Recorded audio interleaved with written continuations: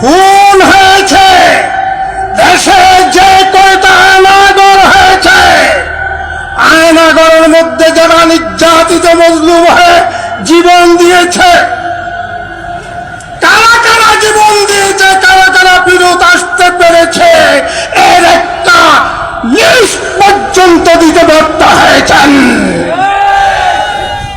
আপনার এই সুর সংস্কার এই জাতি দেখতে চায় না। কি সংস্কার করছেন? আপনার সংস্কারের নামে দেখছি এক পদলেহী, ভারতের পদলেহী সরকার, দাবদার সরকার থেকে এই দেশকে মুক্ত করা হয়েছে এক সাগর রক্তের বিনিময়ে।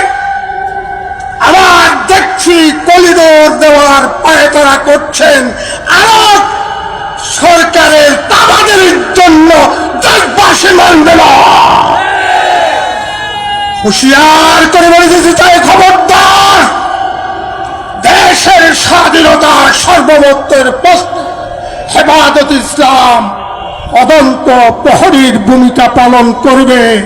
আপনি দেশের স্বাধীনতা সার্বভৌমত্ব নষ্ট হয় এইরকম কোন কাজ করার অধিকার দেশবাসী আপনাকে দেয় না।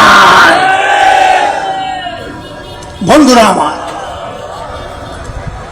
নারী সংস্কার কমিশনের যে সুপারিশগুলো করেছে, প্রত্যেকটা প্রায়গুলো সুপারিশ কোরআনের বিরোধী। এত বড় স্পর্ধা কারা দিয়েছে? ইসলামের পতন থেকে প্রায় 1450 বছর হয়ে গেল, এই পর্যন্ত কোন নাস্তিক, মুরতাদ,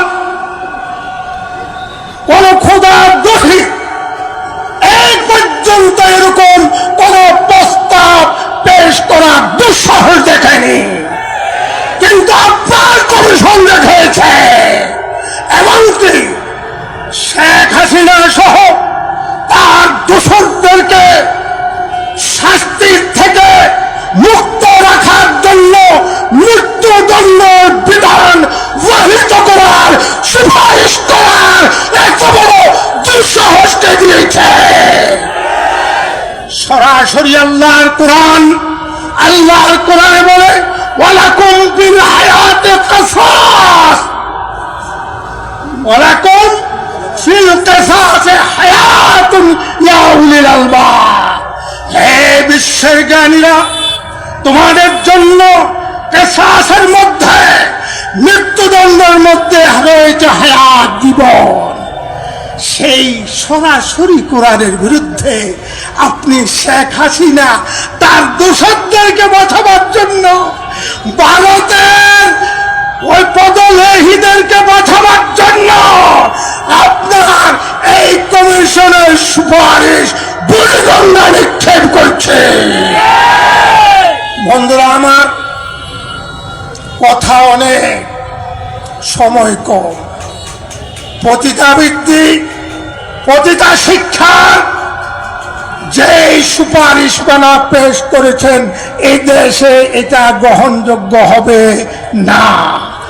অবিলম্বে আপনার কমিশনকে বাতিল করেন, সুপারিশ বাতিল করেন, বহুত্ববাদ সংবিধানে সেটা বাতিল করে একত্ববাদ প্রতিষ্ঠিত করেন এবং আল্লাহর উপরে আস্থা বিশ্বাস প্রতিষ্ঠিত হবে।